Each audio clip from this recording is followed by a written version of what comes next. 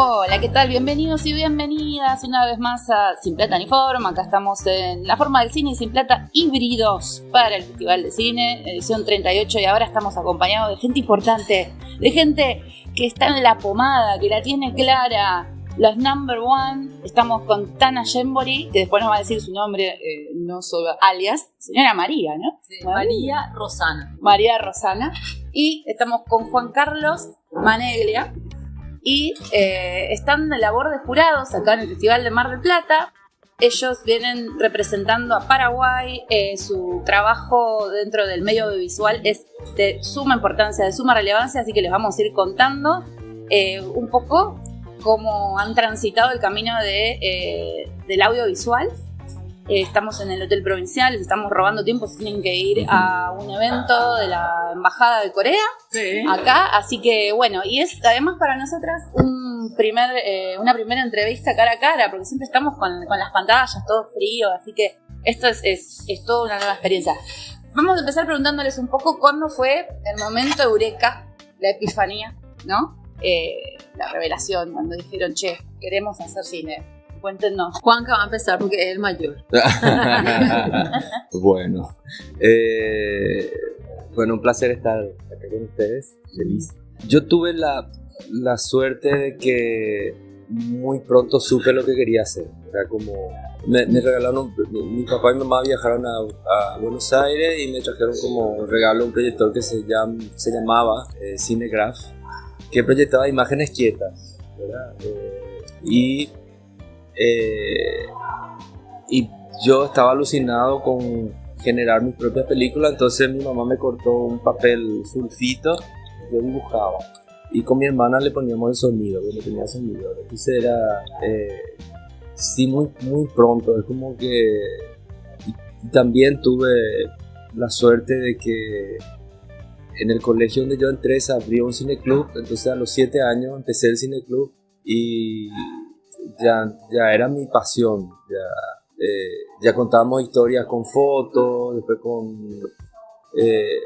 empecé con Super 8 y a los 11 ya le dije a mi papá, yo quiero hacer cine, no quiero hacer otra cosa. Y mi papá me dijo, es como que me digas que querés ser un astronauta, acá me dijo, no hay cine, me dijo, no.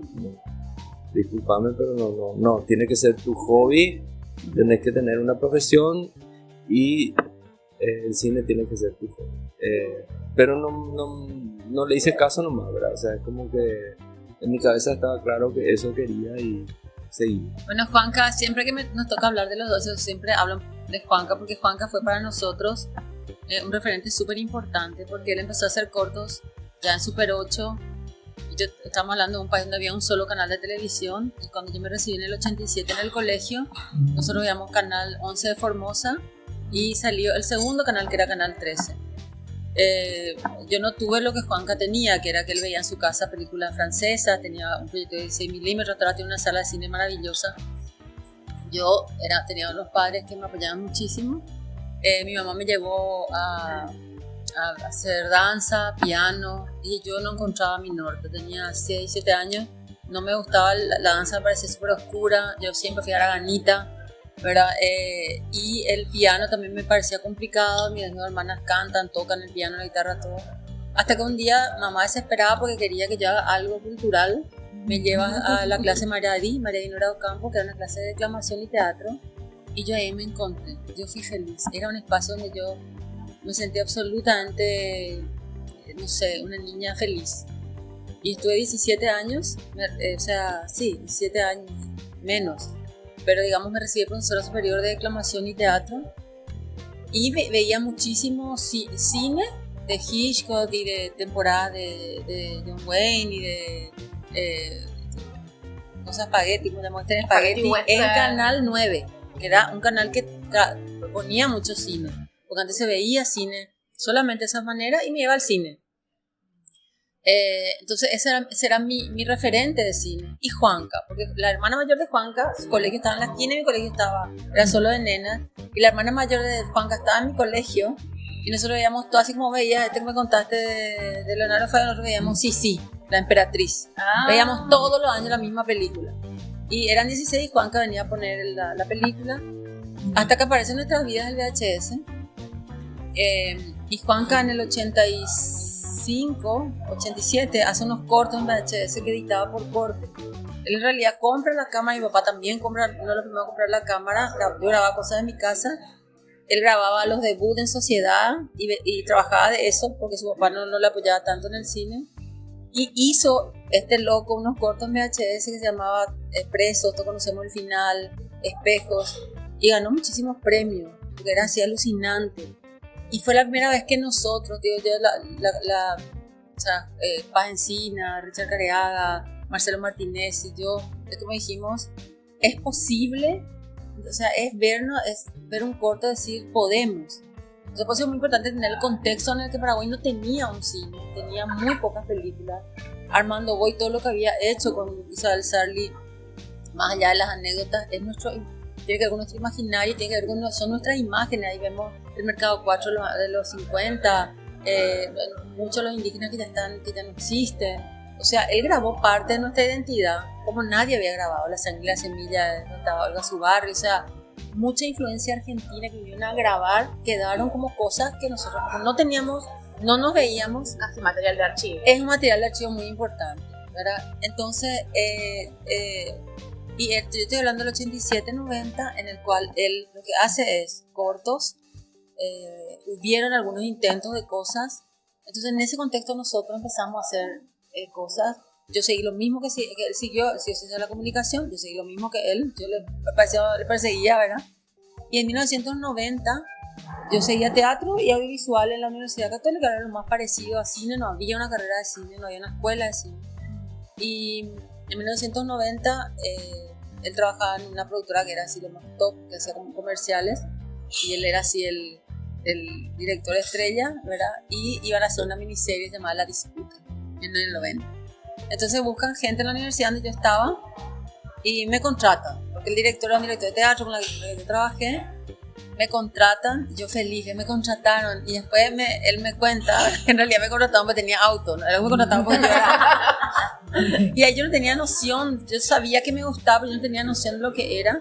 Me tocó hacer claqueta y hice script, y entonces tuvimos meses grabando y tuvimos solamente los 2 meses editando, y ahí nosotros conectamos. Surge esto de la pareja creativa, ¿no? Surge muy lindo. Surge porque yo le empecé a cuestionar cosas de actuación. Y cuando yo venía al teatro, decirle, ¿sabes qué me gusta? Pero me parece que, ¿verdad? Y él es como que, en vez de decir esta loca que me dice que se cree, ¿verdad? Yo creo que aceptaba mucho y empezamos.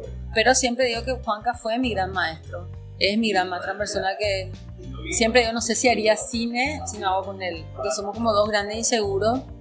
Pero él ya venía dejando una impronta importantísima, y me encantaría que les vamos a pasar los cortos para que vean los cortos de los 90. Y con el público paraguayo, ustedes, esto es una opinión que nos interesa saber, porque así como ustedes dijeron que hubo todo un procedimiento de formación de lo que es una atmósfera de cine, y ustedes son responsables en gran medida de la Academia de Cine del Paraguay. ¿Cómo ven ustedes al público paraguayo? ¿Qué sienten que le gusta ver al espectador paraguayo sentarse a ver? ¿Qué consumen más? ¿Qué les dicen por la calle o cuando ustedes estrenan algo? ¿Cómo yo creo que ¿cómo lo caracterizan? Claro, teniendo en cuenta esa introducción que hizo Tana, también es muy importante asumir de que nosotros no teníamos identidad en la pantalla. O sea, la gente no sabía que... O sea, imagínate que era muy terrible lo que pasaba, porque como veíamos mucha televisión argentina o novelas brasileñas dobladas, nosotros en el audiovisual, cuando veíamos la tele, el español de ustedes era más orgánico que nuestro español. Cuando nosotros nos escuchábamos nosotros mismos en la pantalla, decíamos, ¿qué pasa acá? Que se escucha tan mal, ¿verdad? Algo raro pasa. No, era muy terrible. O sea, lo que nosotros sentíamos que justamente faltaba eso. O sea, nos costaba vernos porque no había ficción en televisión, no había películas en cine. O sea, imagínate, el único recuerdo que yo tengo de la única película, año 86, No, en Cerro Corá. Cerro Corá fue 77. Se En estrenó en el 77. En el 77 se estrenó una película y que fue todo un acontecimiento. Entonces, eso pasaba, esa era nuestra realidad. Entonces, yo creo que fuimos de a poquito tratando de buscar esa identidad. Entonces, mis primeros cortos no tenían diálogo, ¿verdad? Eran súper experimentales porque lo primero que yo había visto de cortos veía en un canal de televisión formoseña, había un programa que se llamaba algo de cine, eran dos personas que conducían, no me acuerdo cómo se llamaba. Me confunde con Día de Cine de España, pero había otro que se llamaba. Y sí, exactamente, sí. ¿Cómo era que se llamaba ese? Función privada. Función privada. Veíamos, Sí, nosotros veíamos función privada, enloquecíamos, ¿verdad? Y a veces pasaban cortos y yo miraba los cortos y no podía creer, o sea, a ese nivel. Entonces, claro, mis primeros cortos fueron experimentales y sin texto, ¿verdad? Y era como que tratábamos de entender o buscar qué hacer o cómo hacer o qué elementos hacen que la gente se identifique con lo que hacemos, ¿verdad? Pero lo que pasó lindo es que al principio lo bueno es que nuestra experiencia también es como que acompañó a otros directores. En el caso de Agustín Núñez, que hizo La Disputa, donde Tana hacía claqueta, yo hacía cámara y edición. Y después Tana trabajó, al año siguiente trabajamos en otra serie donde Tana ya pasó a ser como jefa de producción, tenía 21 años y yo era director de cámara, tenía 25 y nuestro director era Arnaldo André. Él era el actor y era el director y era muy interesante ver que esas historias, incluso esa estaba escrita por un guionista argentino, Carlos Lozano Dana, ¿verdad? Que había escrito muchas novelas para Arnaldo Andrés y era muy lindo ver que esas historias escritas por un argentino, dirigidas por un argentino, pero igual tenían algo de Paraguay, como tenían mucho éxito y funcionaban bien, pero nosotros sentíamos que todavía faltaba algo ahí que no engranaba tan bien. Y fuimos encontrando después con nuestros cortos, después empezamos a hacer unitario, después ya hicimos, pasando rápido, digamos, pues ya hicimos una serie en el año 99, empezamos a hacerlo Villa Coyú, La Decisión de Nora, que eran, porque nosotros vivíamos de hacer comerciales para televisión, y de repente las ONG nos contrataban para hacer documentales.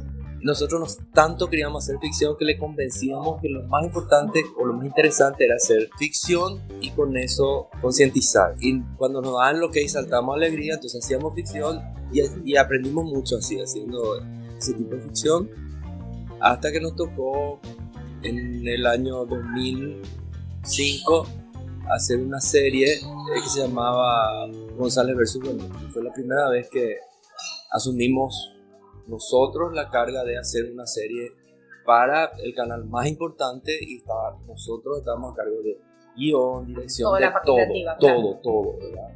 Y fue un boom, fue una cosa espectacular lo que pasó. Y ahí es como que se engranó, después hicimos la segunda parte, después nos fuimos a otro canal, hicimos otra serie. Y ahí nos reunimos también con un productor, porque nosotros teníamos 10 años, empujamos una película que se llamaba La Santa y no salió porque era muy cara, y ahí fue, después en medio de eso salieron las series y entonces La Santa quedó ahí guardadita. Pero ¿cómo no salió? ¿Se rodó y no...? No salió, nunca se grabó, porque nunca conseguimos la plata. Bueno, estamos haciendo acá un descanso entre entrevistas, entre películas, dentro de este emblemático edificio que es el Hotel Provincial, donde vienen a parar siempre todos los invitados e invitadas del festival, donde están Los Ángeles, que son estos chicos y chicas que segundan a los invitados. Y bueno, nuestros entrevistados están yendo, entonces nos pareció interesante hablar un poco en background, mientras ellos se fueron, lo que estamos sintiendo nosotras con esta primera entrevista y con decirles también que no es cualquier tipo de entrevista, una entrevista que tiene que ver con el cine y que se da con las dos personas que son prácticamente responsables de la existencia del cine en un país. Y sobre todo que nos digan que las principales influencias son argentinas, ¿no? A mí me movilizó un montón eso y queremos comentar un poco esa sensación, porque ante todo hablamos de lo que vemos, pero también de lo que sentimos, ¿no? Sí, totalmente. Creo que es una experiencia escucharlos, es un viaje, realmente pensar, ponerse en la piel de una persona que tenía tanto amor por un arte que se decidió a crearlo donde no existía, con mucho esfuerzo, con mucha paciencia, porque nosotros acá somos tan afortunados, y me parece importante poder hablar de eso, entre muchas otras cosas, somos muy afortunados porque este país siempre tuvo su cine, desde hace muchísimos años, y yo no concibo lo que debe haber sido criarse en un país donde no tenés representación en pantalla. Yo creo que en los tiempos que hoy que corren hoy, que se habla mucho de la corrección política, de ¿por qué hay negro, trolo? ¿Viste? Hablando mal y pronto en pantalla, esta cosa de no entender el valor de verse en una pantalla, de que en general la gente que no lo entiende es la gente que siempre se vio, la gente que siempre vio su identidad de género, la gente que siempre vio su identidad racial, la gente que siempre pudo encontrarse. Y la representación es importante porque lo que no se representa no existe. Y cuando vos no te ves, esto que nos comentaban de que el castellano, el español que ellos conocían y que les sonaba orgánico era el argentino, que ni siquiera era el propio, me hace acordar mucho a algo que pasa muchas veces con el cine argentino, que te dicen esto, no, el cine argentino es lento, el cine argentino...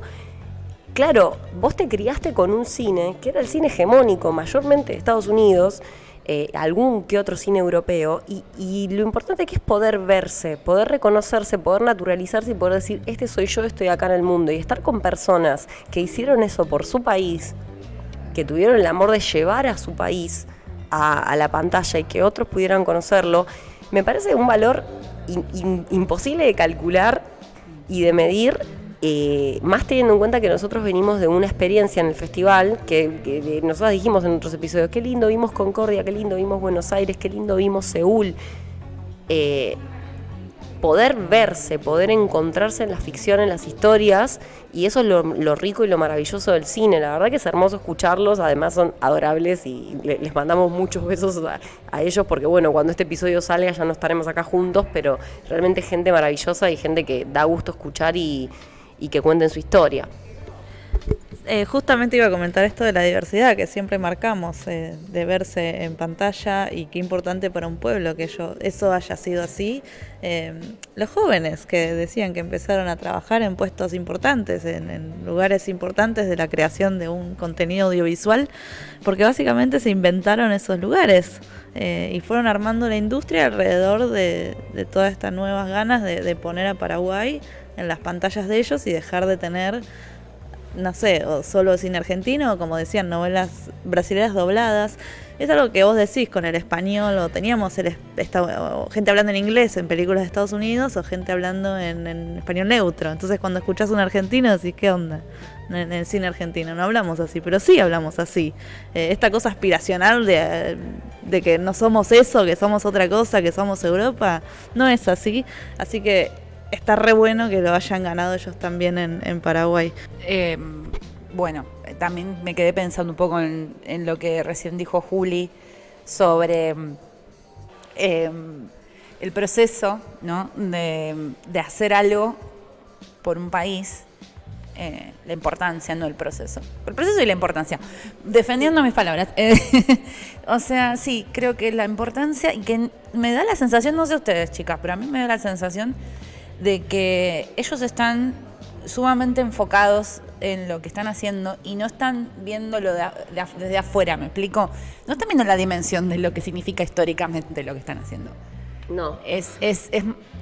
O sea, hay algo ahí que es invaluable y que tiene que ver con la construcción, con la construcción de la identidad de un pueblo entero y de una cultura y de una pata de la cultura y que también haya una actitud de parte de ellos de orgánica, natural, de lo que hacen, vuelve todo más fácil y más cálido para entrevistar. Y a mí me da todavía como más una sensación de admiración más profunda todavía. Cuando ellos vuelvan les vamos a preguntar por la película que bueno, obviamente los lanzó internacionalmente y que fue muy exitosa, que es Siete Cajas. Y va a ser muy interesante también escuchar eso. Yo les mencioné en una de las tantas charlas que tuvimos en este viaje, que se mira mucho en colegios Siete Cajas, y que es una de las preferidas de los estudiantes generalmente, porque hay muchísimas familias paraguayas viviendo en el conurbano, viviendo en Buenos Aires, y que no tienen o no habían tenido hasta el momento con qué identificarse, y hay como esa y Los Escritores de la Libertad, que es otra película que está en la colección que mandó el ministerio, les encanta, y creo que tienen que ver con eso, con poder verse a sí mismo y construirse a partir de esa experiencia. Y no sé si están ustedes del otro lado, alguna vez vieron la película Siete Cajas. La pueden ver en Amazon Prime. Siete Cajas es una peli que los llevó por el mundo, ellos seguro nos van a contar. Hay algo muy cinematográfico en Mar del Plata que trasciende las salas, que es conocer gente que le gusta el cine. A la gente que le gusta el cine se reconoce mutuamente y hace cosas que son como de las películas. Y conocer a Juanga y a Tana es así de cinematográfico como se siente, como la vida cuando uno está acá en el festival. Así que, no sé, si estás del otro lado, estás escuchando esto el año que viene, tomate el colectivo, el tren, eyectate y venite, porque es mágico estar acá. Y dentro de un rato vamos a seguir hablando de el hito que generó esa película. Seguimos entonces con la segunda parte de la entrevista que le estamos haciendo a Tana y a Juanca. Ya está, les decimos así, no podemos seguir con la solemnidad, hay que romper un poco. Estábamos charlando entonces de un proyecto que quedó en un cajón y querían contarnos un poco más, así que los escuchamos. ¿Quién quiere empezar? Bueno, La Santa empezamos a escribir cuando trabajamos todavía en Alta Producciones. Alta Producciones era, como les había comentado antes, una productora súper importante de Paraguay, donde se hacían comerciales, programas. Nos tocó hacer de todo. Yo creo que una gran escuela que tuvimos fueron evidentemente los comerciales. Nos enseñó a transitar el relato de una manera más rápida para contar todo en 30 segundos, a entender lo que los clientes querían, ¿verdad? Que siempre son muy especiales, y también las publicitarias. Bueno, la agencia. ¿Por qué te cuento todo esto? Porque en paralelo, en 1993 más o menos, empezamos a escribir La Santa. Nos ayudó Alexis González, que era un catedrático de New Orleans, hermano Lasalle, capísimo, y nosotros teníamos como nuestro departamento de ficción. Y en paralelo hacíamos cortos, ¿verdad? La trilogía que también les quiero enviar para que vean. Y me tocó codirigir. Ahí empezamos como a tener herramientas de codirección con Juanca. Como les dije, él me enseñó muchísimo. Y yo trabajaba siempre más con la parte actoral y Juanca con todo lo que es el relato. Juanca dibuja todo. O sea, el buscador está todo, el storyboard. Todo, y yo soy muy de que quiero improvisar, ¿verdad? Bueno, ¿y qué pasó con La Santa? Fuimos haciendo cosas y en el 2001 vamos al Festival de Nantes. Y ahí me acuerdo que estaba Pablo Trapero, estaba Einstein, este muchacho de Lisandro Alonso.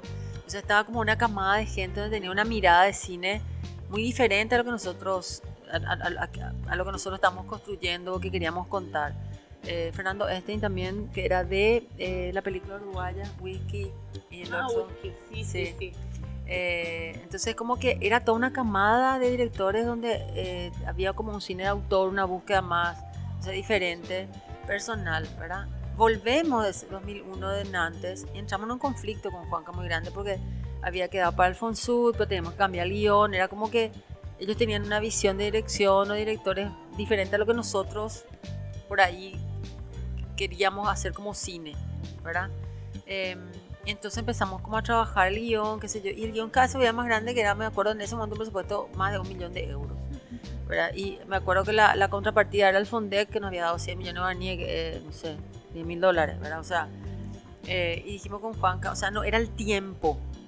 Entonces empezamos a tener este coqueteo con la tele, hicimos las series, 2005, 2006 otra serie, eso marcó un antes y después también en la tele, antes habíamos hecho Unitario, o sea, es como que fuimos construyendo nuestro relato, mejorando nuestro relato, trabajando con los actores de teatro y tratando que sean más audiovisuales, o sea, empezamos a transitar algo muy interesante y yo siempre pienso que todo eso nos sirvió muchísimo, ¿verdad? Y me acuerdo también que en el 2007 fue, ¿verdad? 2007, 2006 más o menos, cuando decidimos encajonar, y eso tiene que ver mucho con el fracaso, ¿verdad? Evidentemente para nosotros en ese momento fue un fracaso decir, bueno, Juanca, no vamos a hacer la santa. Y no, me dice Juanca.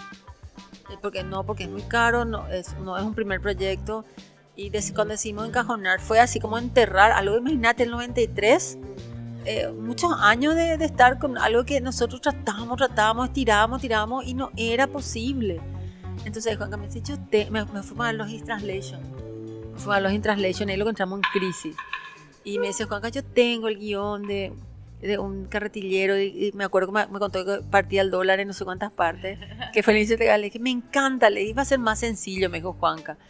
Y ahí nosotros empezamos a transitar lo que fue 7 cajas, o sea, realmente ese fracaso, que como eso tuvimos mucho fracaso, muchas cosas fueron fracasos, o sea, no nos salieron como hubiésemos querido, o sea, nace 7 cajas. En el 2007 se empieza a escribir, después pasan 1000 cosas, se robó el auto de Juanca, eso después le va a contar, pero nosotros pasamos 1000 cosas con 7 cajas, y entre el 2007 y el 2010 que grabamos, imagínate, y en el 2012 se estrenó, o sea, y eso era lo que yo quería contar. Largo este podcast, así 4, tipo una serie de Netflix, hace 4 capítulos. Corten, le damos la posibilidad que corten. Claro, con el tema de 7 cajas fue... imagínate que en el 91 nosotros hacíamos un programa de investigación periodística que se llamaba El Ojo, y nos fuimos con Tana a grabar a medianoche el mercado. Yo conocí el Mercado 4, que es el mercado más emblemático de Paraguay, de día, pero nunca conocí de noche, y a mí eso se me quedó grabado. Yo dije, esto es alucinante, acá hay que hacer una película, no sé, hay que hacer algo acá, porque era una locura, porque mucha gente vive en el mercado, duerme en el mercado, y eso me era muy maravilloso, ¿verdad? Y entonces, en paralelo a todo lo que hacíamos, yo me iba cada tanto al mercado y era como que trataba de alimentar mi creatividad viendo lo que pasaba ahí. Y asumí que el personaje más emblemático del mercado era el carretillero. Entonces empecé a armar una historia con el carretillero, pero no tenía como una estructura, nosotros le decimos una estructura así, más o menos armada. Cuando le dije a Tana que tenía esa idea, y tenía una sinopsis, tenía más o menos algunos elementos de la historia, y nada, y ahí empecé cuando Tana me dijo, vamos a meterle a algo más sencillo, que tengamos más control. Y yo también sentí que con ese guión era más posible, porque el mercado era el escenario, no teníamos que poner nada ahí, los actores no es complicado el vestuario, y también yo mucho en mi cabeza estaba que quería ver, de alguna manera nuestra cabeza estaba, digo, que quería ver la gente, digamos, ¿verdad? Y yo tenía el trauma de mi papá, porque mi papá manejó salas de cine en Paraguay. Para una persona que maneja salas de cine, una película buena, una película que es taquillera. Entonces yo cuando escribí decía, ¿qué quiere ver el paraguayo? ¿Qué está acostumbrado a ver el paraguayo, ¿verdad? Quiere ver acción, un thriller, tiene que tener humor, tiene cosas de nuestra idiosincrasia, o sea, cosas con las que inmediatamente tenga empatía. Entonces es como busqué esos elementos, ¿verdad? O referencias de cosas que yo decía, bueno, al paraguayo le gusta mucho Rápido y Furioso. Bueno, vamos a hacer un Rápido y Furioso para los Paraguay con nuestra carretilla, ¿verdad? O sea, era como adaptar nuestra idiosincrasia al cine que estábamos acostumbrados a ver, ¿verdad? Y bueno, terminé de escribir, escribía en fichas, yo era muy De torpe colores. con la computadora, escribía en fichas de colores, me llevó 1 año y pico escribir, que encima escribía los fines de semana nomás porque estábamos hasta acá. Y cuando terminé de escribir yo dije, yo tengo una sola copia del guión, tenía la ficha nomás, entonces junté todo mi auto para hacer fotocopia y justo ese día yo le tenía que mostrar a Tana y viene una productora y nosotros teníamos un movilcito muy sencillo que era para hacer producción y estaba refundido y me dice la productora, no tengo móvil para hacer locación, me dice, y préstame a tu auto. Bueno, le digo yo. 1 hora después me llama, se robó tu auto. Desaparece el guión, ¿verdad? Desaparece el guión y... Ay, nunca le vi lagrimear a Juanca. Esa vez lagrimeó porque estaba todo su guión ahí atrás. 1 año y pico de trabajo, ¿verdad? Y no tenía copia, no tenía una copia, nada. Entonces me voy a la policía en Paraguay, hago la denuncia y la denuncia, cuando toman los datos, te dice, bueno, ¿qué había en el auto? Yo le dije, lo que más siento es, yo quiero recuperar un guión que se llama 7 cajas que está dentro que está en la bolera del auto, ¿verdad?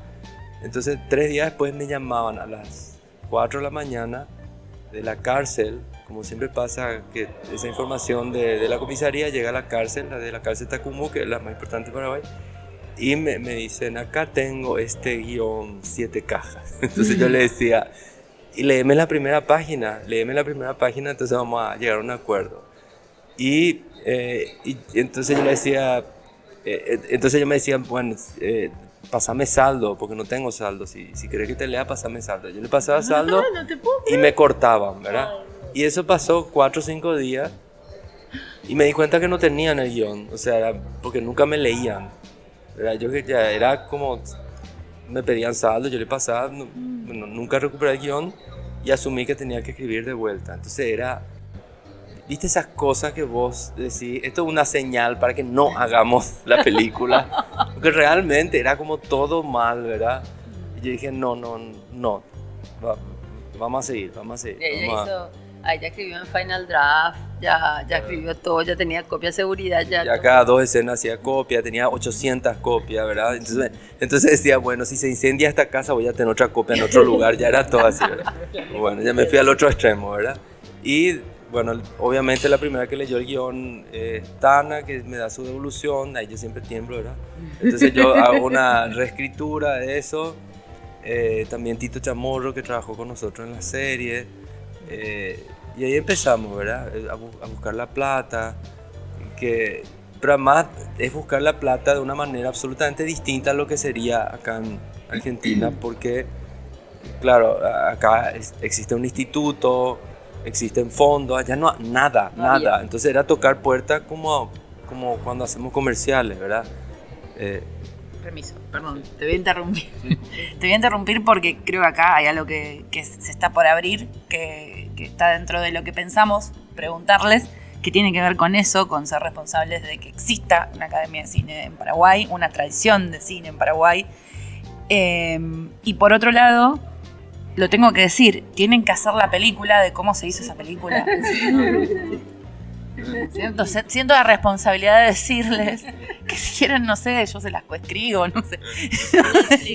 Pero es maravillosa toda la historia, todo esto que está surgiendo con esta entrevista se puede ficcionalizar.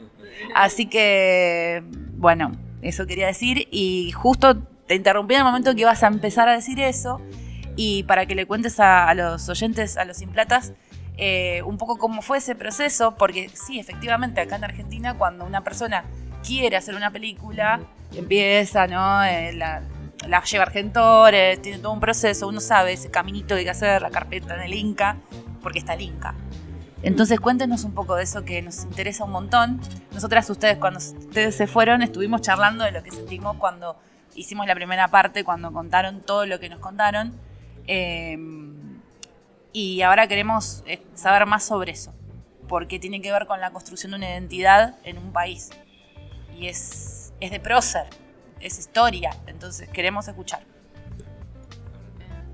Bueno, ahí siempre cuando se venden de 7 cajas, marca un antes y un después en Paraguay porque la gente se vio. Siempre decimos, hay una identidad, la gente se vio, se escuchó, lo que pasó ahí fue hermoso y por ahí nosotros no esperábamos que pase eso en nuestro propio país.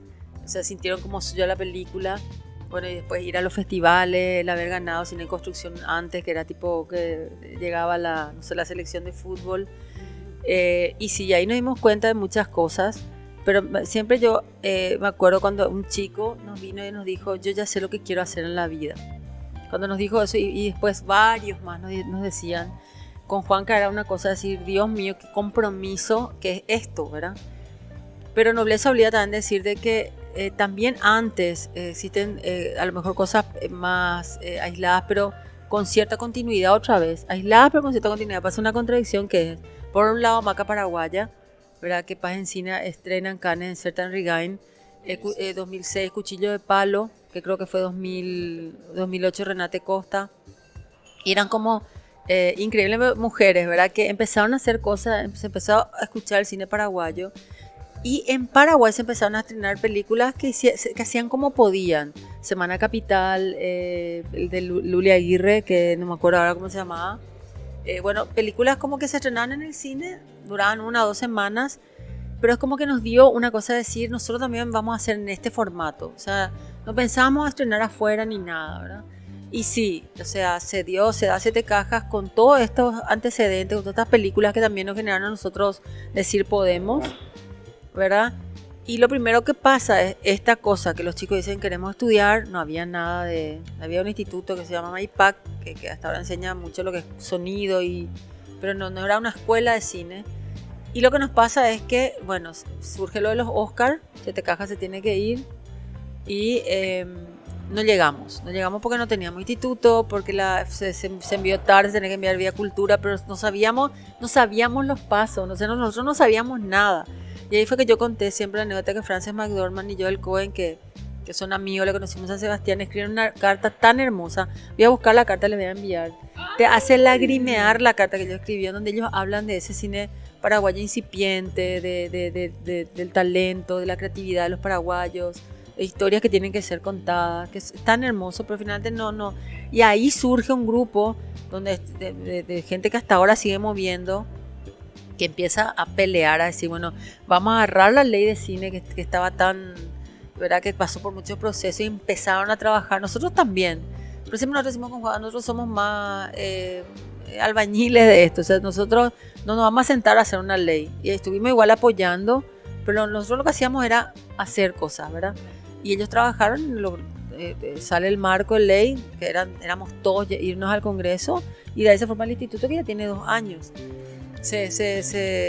La primera universidad de cine se funda en el 2013, 2014, al año, porque se dan cuenta que se necesitaba, o sea, es como empezaron así en cámara absolutamente rápida a surgir cosas, a una necesidad así de contar, que pum, en la pandemia pero paró un poquito y que ahora otra vez se está revitalizando, o sea, realmente 7 cajas generó algo impresionante, ¿verdad? Pero digamos que también no es que somos solamente nosotros, sino que es como que todos dijeron se podemos, ¿verdad? Nosotras en este podcast hacemos cine y series. Y estamos muy intrigadas por ver esta serie que fue tan exitosa sobre esta cantante de cumbia, Marilina. Y queremos que nos cuenten un poco todo el proceso, el fenómeno, lo que quieran. Estamos muy ansiosas por verla. Y bueno, ¿qué se siente ser tendencia? Pasar de aparte de los distintos mercados, ¿no? No es lo mismo, me parece, y quiero escucharlos hablar un poco de Marilina. Bueno, haciendo un poquito de historia, después de 7 cajas, claro, queríamos seguir haciendo películas y teníamos mucha presión con respecto a toda la gente. Y bueno, ¿y ahora qué? Siempre ese tema que si te va muy bien era como los ojos de vas a poder sostener esto, vas a seguir haciendo cosas interesantes, qué sé yo, ¿verdad? Y yo la verdad que tenía una idea que se basaba un poco en Plata de Wiwi, que es una la plata, Tesoro escondido. los tesoros escondidos durante la Guerra Grande, ¿verdad? Y que a mí me parecía interesante rescatar porque es como un mito muy fuerte en Paraguay, o sea, la gente cree realmente que existe eso. Y yo también es como que me animé por el tema de que a mi papá le fascinaba el Indiana Jones, a mí me gustaban los Goonies, era como mezclar esa cuestión más de juego, ¿verdad? Más película de aventuras, qué sé yo, ¿verdad?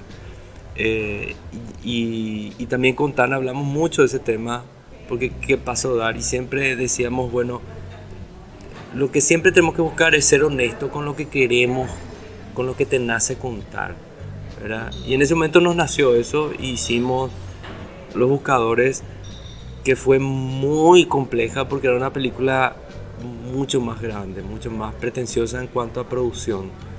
Y fue de mucho aprendizaje también porque metimos la pata en 1000 cosas a nivel de sobre todo el equipo humano que fue muy complicado. Pero fue una experiencia hermosísima también porque fue la segunda película más vista también de la historia de Paraguay. Entonces también fue como muy lindo lo que pasó. Y ya como había academia, a pesar de que yo no estaba de acuerdo, yo le decía, le eligen a Los Buscadores como representante para representar a Paraguay en los premios Oscar. Yo le decía a Tana, ¿qué pico se van a ir Los Buscadores? Dice que ahí se van esas películas más de cine autor, ¿verdad? Bueno, me dice, ¿qué perdemos? Que se vaya Catula. Y bueno, y se fue Los Buscadores.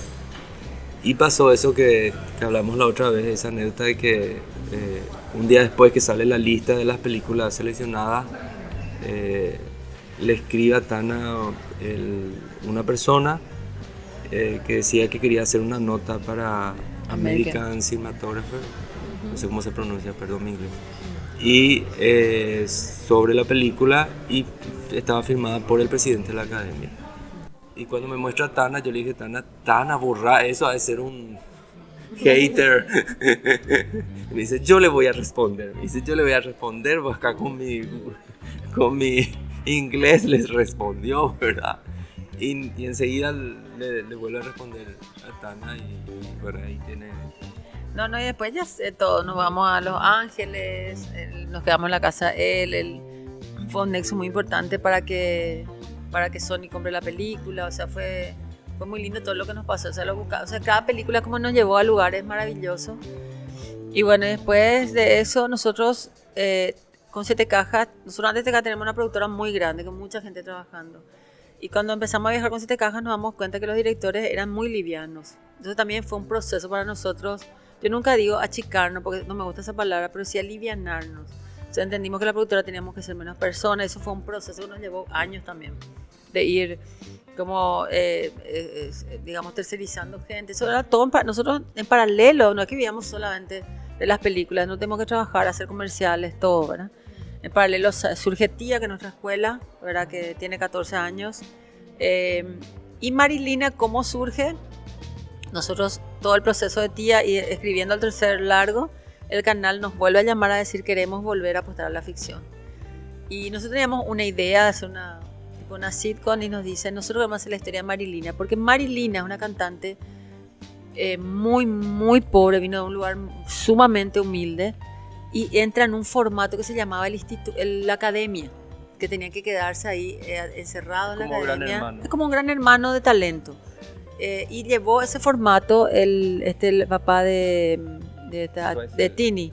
El papá se va como gerente del canal y lleva ese formato al canal. Y de ahí surge Marilina. Y realmente nosotros sabemos Marilina, es como decir, no sé, acá, o sea, no sé. Claro, no, claro, era como Gilda, era como Gilda, ¿verdad? Porque hace música tropical, qué sé yo, ¿verdad? Y además era un personaje, pero no era una cosa que nosotros veíamos con Juan. Entonces cuando el canal nos plantea, nosotros decimos, Marilina. Y bueno, entonces dijimos, ¿sabes qué? Le dijimos que vamos a investigar, vamos a enviar a los guionistas 2 meses, vamos a investigar y ahí vamos a ver si vamos a hacer.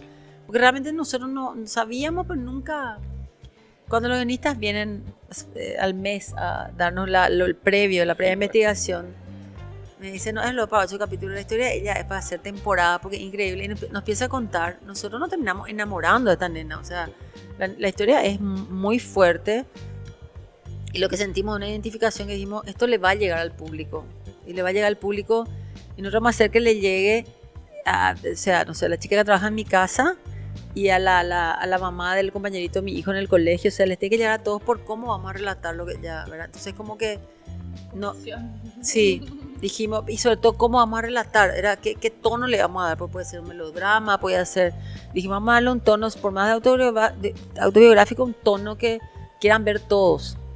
Y eso es lo que se construyó, ¿verdad? Y ahora cuando veníamos con Juanca, yo le decía, bueno, sí, que este es un formato para que se venda a una plataforma, y Juanca me dijo, no. Sí. Y yo creo que, pero yo quiero que vean por eso. Yo no sé si es algo, y no sé si es algo, Carlito también, está acá Carlito, si nos puede decir si es, o si es algo muy nuestro, pero por eso me gusta mostrar, me gusta que ustedes puedan ver y decir, porque tiene cosas que nosotros hicimos pensando absolutamente en el público paraguayo. O sea, es muy diferente, tiene nuestra impronta, pero es muy diferente al tipo de película, o sea, no al tipo, sino a cómo nosotros relatamos una película. O sea, tiene como un formato más televisivo, ¿verdad? Si querés decirle, porque era poco tiempo, teníamos que estrenar, se planteó luego hacer de esa manera. Con esto yo no me estoy adelantando, no me estoy, como eso que ya abro el paraguas, sino que simplemente eso es, o sea, era una serie para televisión abierto. Y lo que generó la serie fue tan impresionante porque era otra vez gente que ya no veía el canal abierto, no veían, viste que todo el mundo ve, ¿verdad? Empezó y se reunían en familia a ver, o sea, era tipo, todos los lunes se reunían sagradamente y después eran todo lo que era en las redes, lo que pensaban, después mil cosas lo que generaba después toda la semana. O sea, el rating que tuvo Marilina y el share era... prácticamente superaba el canal no había tenido hacía 6 años, superó al partido del mundial, ¿verdad? Entonces, y eso se repitió después todos los lunes. Entonces fue muy fuerte también porque así en ese momento el canal incluso nos dijo de que querían partir en 2 todos los capítulos como para que dure más. Entonces nosotros ahí también ya entramos en conflicto porque los guiones no estaban armados como partir en 2. No es lo mismo una serie.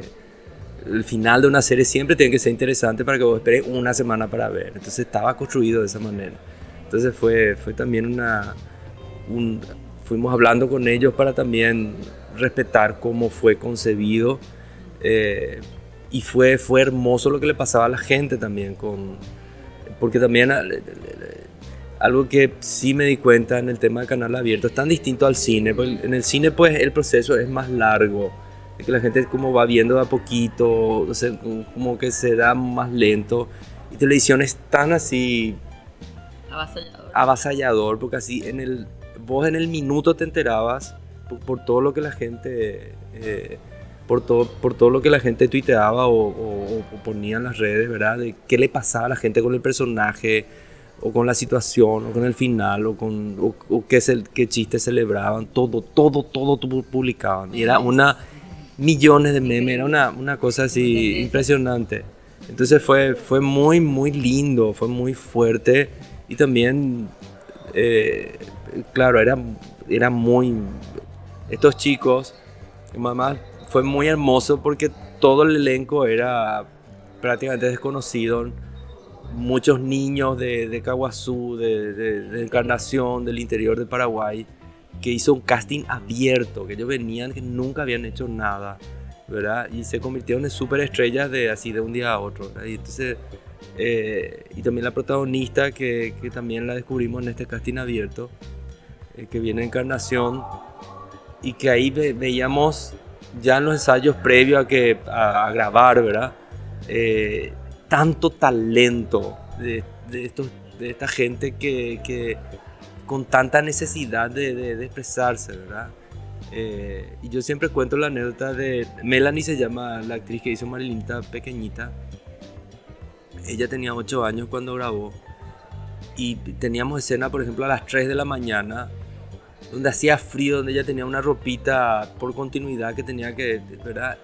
Y ella esperaba, yo le miraba y esperaba así con el frío y tal cosa, venía, le tapaban para la gente de producción, ¿verdad? Pero ella, como una profesional, como una, no sé, ¿cómo se llama?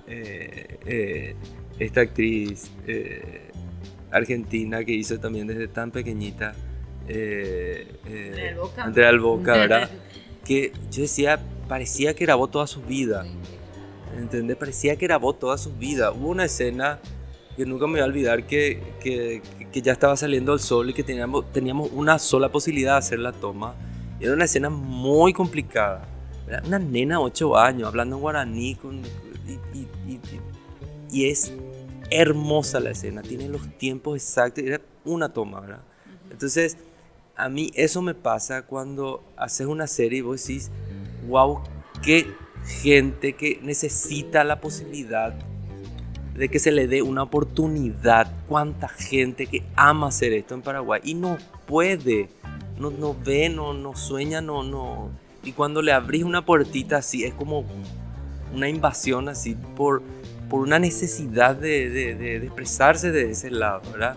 Y hay también para nosotros, existe también esa responsabilidad de darle espacio a tanta gente interesante en nuestra escuela mismo, ¿verdad? Que se reciben casi 300, no, hay 300, se reciben entre 50 personas al año, ¿verdad? Y que descubrimos gente maravillosa, ¿verdad? Y con tanta necesidad de hacer cine, ¿verdad? Y lastimosamente Paraguay es un mercado muy pequeño. Y también siempre cuento esto de que Uruguay son 3 millones de personas. Al año en Uruguay, la cantidad de gente que va al cine es 3 millones. Si vos sumás todo lo que van, es 3 millones. En Paraguay, al año, nosotros somos 6, ¿verdad? Al año, la cantidad de gente que va al cine es 1 millón. Imagínense la diferencia. O sea, la gente no se va al cine, no consume teatro, no es otro mercado. O sea, si comparamos con Argentina llegaba al año a producir casi 100 películas al año. 7 Cajas era la película número 50 de toda nuestra historia, ¿verdad? Sí. De las 50, no sé, creo que menos, la verdad. Entonces, es como muy fuerte porque necesitamos, es como una necesidad de la gente de verse en pantalla grande o en pantalla chica, de escucharse, de ver sus calles, de sentirse, ¿verdad? Y es muy lindo que eso pase, ¿verdad? Por eso también a nosotros nos pasa de que queremos hacer un cine popular. Y no es que no valoramos el otro cine, o sea, nos encanta, amamos el cine de autor también, ¿no? Tenemos películas emblemáticas maravillosas paraguayas que han ganado festivales hermosos, pero sentimos que hay que respetar todas las miradas y que todas las miradas son necesarias en un país donde ha generado tan poquito, ¿verdad? Eso. Dentro de un rato tenemos que ir a cenar. Sí. Justamente por eso vamos a ir haciendo un poquito un arco de cierre, cuesta. Yo estoy mirando a mis compañeras ahora a ver si quieren preguntar algo. ¿Querés preguntar algo, Jules? Estoy muy impactada. También quiero agradecer que acá hay una persona que es la que posibilitó que podamos hacer esto, Carlos Jiménez, que trabaja para La Nación de Paraguay, amigo. Muchas gracias. Lo estoy viendo, ustedes están del otro lado escuchando. Quién sabe en qué año, en qué momento, qué están haciendo ahora. Pero muchas gracias. Y sí, por favor. No, quiero contar, Carlos Jiménez, cuando grabamos 7 Cajas, él se iba a las grabaciones y estaba toda la noche acompañándonos. Y fue hermoso, fue un acompañamiento brutal que él hizo y que nos dio mucha pila, mucha energía linda y nos ayudó desde la prensa muchísimo. Entonces, realmente la labor de la prensa ahí fue muy importante también. Ahora le paso la palabra a Lucía. Quería decir qué lindo esto de después de haber hecho 7 Cajas, que los deben haber llamado de todos lados, de volver a hacer, como hicieron con 7 Cajas y Marilina y todas las producciones, películas con su gente y para su gente. Y me parece súper hermoso estoy re emocionada, como que podría escucharlos además 5 horas hablando. Quiero destacar eso, que me parece re lindo, porque podrían haber, como decís vos, hecho una película de así como del prestigio o muy de autor, pero no, eligieron contar historias de su gente, con su gente, salidas de todos lados, ni siquiera actores de, no sé, nada, como decís, chicas que vinieron de cualquier lado, y para su gente, para que se vea representada en pantalla. Y me encanta escuchar eso, estoy por llorar. Bueno, qué motivo, qué momento de... Ponemos la música de West Side Story de fondo. Y bueno, entre las cosas, como para ir haciendo cierre, les quería preguntar sobre el futuro de esta dupla. ¿Cómo lo ven? ¿Qué quieren? ¿Qué desean? ¿Cumplieron todo lo que siempre desearon? ¿Cómo viene ese horizonte cercano? Ahora le voy a pasar a Tana. Antes quiero comentar una cosita. ¿Sí?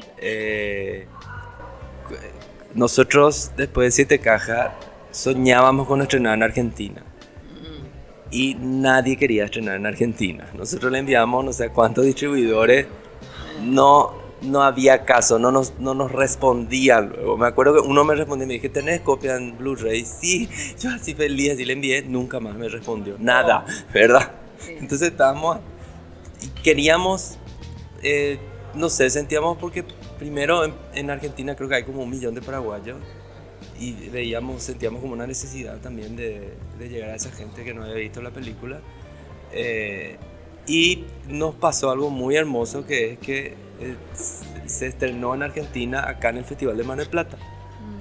Y bueno, Carlos estuvo, nosotros no estuvimos porque estábamos, no me acuerdo dónde, no pudimos lastimosamente venir porque acá lo que pasó fue hermoso. Por suerte vino Lali González, ganamos, no me acuerdo, un premio ganamos acá de la...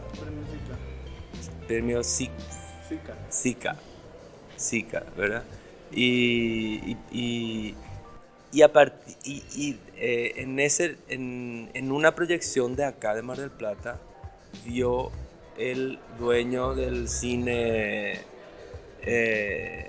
la única persona que se animó a estrenar, que fue el cine el que está cerquita del Obelisco, el Bama. Que ahora está Codelfia, nuestro cine preferido. Bueno, y ahí esta persona que se animó a estrenar, que dijo, yo voy a estrenar, yo vi en Mar del Plata, quiero estrenar, pero les pido exclusividad por 1 mes.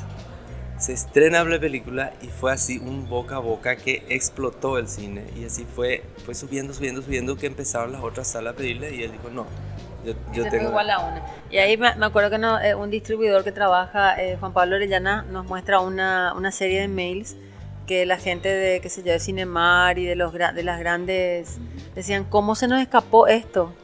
¿Cómo se nos escapó esto? ¿Verdad? ¿Por qué? Y eran así tipo, ¿qué pasó? ¿Por qué esto se nos fue de las manos? Y ahí, y bueno, nadie creyó. Solamente creyó este señor que era de Bama, y estuvimos muchísimo tiempo en el cine. Tuvimos como 7 meses por ahí, muchísimo.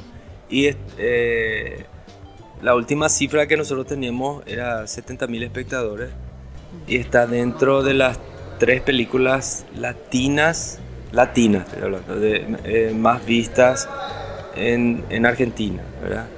Entonces para nosotros fue tan emotivo eso, y ahí la película después fue fue seleccionada para los premios Cóndor y ganamos, y fue también hermoso.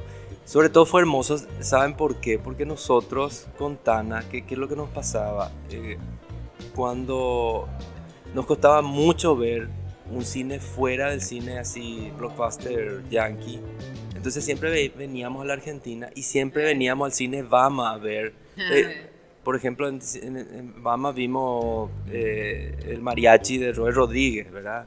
O veíamos ¿cómo se llama? Esta que está, la doble vida de Verónica. Vimos el piano de Jane Campion, porque no había en Paraguay eso. El cocinero, el ladrón, su mujer y su amante, de Peter Greenaway. Entonces vimos un cine que en ese cine se estrena nuestra película, para nosotros era súper emotivo, ¿verdad? Y que otra vez le vaya bien. Y después yo una vez le hice una nota al dueño de Cinebama, que fue hermosa, quedó grabada ahí, y que él nos contó que, no me acuerdo exactamente, pero ellos cuadriplicaron la cantidad de personas que se iban en ese cine gracias a Siete Cajas. Que antes Siete Cajas, ellos tenían una cantidad de personas, y que a partir de Siete Cajas es como que se cuadriplicó, y eso fue... a mí fue súper emotivo, porque claro, para nosotros era un emblema de ese cine por toda nuestra adolescencia buscando ver películas ahí, ¿no? Entonces eso me quería comentar. ¿Sí? El futuro ahora. Yo porque pensaba a mí, es el futuro. Incierto. El futuro es incierto. No, una cosa que nos dijo Marilina es que no siempre nosotros vamos a marcar, a veces como que te llega, te elige el proyecto, y estamos un poco más abiertos, porque nosotros éramos nuestro proyecto, tenemos como varias cosas, y una cosa que también a mí me hizo acordar que es lo que vos estabas diciendo, es el tema de que nosotros por Siete Cajas nos fuimos mucho a Estados Unidos, a Los Ángeles, recorrimos estudios, nos mandaron guiones, y con Juanca decíamos, ¿qué es lo que queremos hacer? ¿Dónde queremos hacer? ¿Verdad? En Paraguay queremos hacer, porque nosotros somos buenos haciendo eso. Y es una elección, porque es muy atractivo el tema de la fama y tener todos los medios. Yo no sé cómo sería si nos dice toma, Tana, $5 millones, no sé cómo seríamos nosotros. Siempre fue la escasez. A veces cansa, pero ¿qué te puedo decir con eso? Que también en este tiempo aprendimos que el éxito, la fama, el éxito, y no es tan importante como el proceso. Qué lindo es cuando vos en el proceso sos feliz y haces todos los días lo que te gusta, ¿entendés? Ese es el éxito, ¿entendés? Y eso, y ir construyendo en tu país algo, ¿verdad? Que nos falta, pero que nosotros sentimos que dejamos algo, ¿verdad? Nosotros vamos a ser recordados como personas que dejaron algo. La posibilidad de que puedan seguir creyendo, ¿verdad? Y yo no te digo que nunca vamos a dirigir afuera, ¿verdad? A lo mejor sí, pero es muy atractivo. Es atractivo que te conozcan, que te pidan, ¿verdad? Pero a la larga lo más lindo es eso. Disfrutar de los procesos, de estar acá ahora hablando con ustedes, de estar tomando un vinito con los chicos, ¿verdad? Diciendo que hicimos bien, qué bueno que se reconoce a todos. Ahora son famosos, ¿verdad? Y ver eso es genial. Y el futuro es eso, encontrar aquello que nos llene en el proceso. Con Juanca tenemos un tercer largo que está escrito, que el guión es muy interesante, pero leímos también un libro que tiene más de 10 años, que es un hecho real que pasó en Paraguay, que también Juanca me dijo, me encanta, ¿verdad? Ahora nos pidieron otra vez escribir algo para una plataforma, nosotros estamos escribiendo y estamos tomando todo, o sea, decir, bueno, vamos a hacer y en algún momento va a salir, ¿verdad? Y vamos a tratar de que eso se construya desde una cosa, de un cimiento real con gente, con todos los aprendizajes que tuvimos y que seguimos teniendo. Vicky Ramírez, que es productora de Caja, me dice, basta de aprender, porque le digo, que mucho aprendimos, basta ya de aprender ustedes, de verdad, porque es como que, pero siempre se aprende. En cada proyecto voy a aprender, en cada proyecto fracasar en una cosa y hacer bien otras, y nada, y eso. Bueno, estamos todas acá medio conmovidas. Qué difícil cerrar este episodio, pero hay que cerrar, hay que comer, hay que seguir y hay que recargar la nafta. Pero bueno, nada más que agradecer. Que espero que la próxima que los entrevistemos haya más cosas para contar de esto ampliado o de nuevos proyectos. Ha sido un gustazo, una chornata particular. Así que vamos a cerrar acá entonces. Esto ha sido nuestra primera entrevista para Siempre Tan Informa, in situ. La primera de quizás un ciclo de entrevistas. Y chicas, ¿quieren decir algo para cerrar? Juli, estás hecha un fantasmita, no, es que no Jules. Lograron callarte, son medio magos. Parecía. No creo poder agregar nada más. O sea, siento que cualquier palabra que diga va a estar de más, porque realmente me voy a acordar toda la vida de esta entrevista, de la primera entrevista de Sin Plata, porque es un proyecto que amo y porque cuando vos encontrás gente que tiene el mismo amor por el arte de contar historias, que es lo que hablamos siempre, porque es un arte, porque es una cosa hermosa, y y las historias que se cuentan acá, en Latinoamérica, en nuestros países, las historias que son capaces de contar nuestros pueblos y que tantas veces quedan corridas o desdibujadas porque crecimos con otro cine. Y nada, me lo tatúo acá en el pecho, nada, no voy a poder decir nada coherente porque realmente fue hermoso y estoy re agradecida de que se hayan sentado acá con nosotras a compartir este momento, porque para nosotras que le ponemos mucho empeño a este proyecto, es súper importante, así que nada, gracias, estoy muy feliz. Bueno, entonces ya está, espero que tiren sus carilinas, no reciclen, que los mocos son un asco, y vuelvan prontos.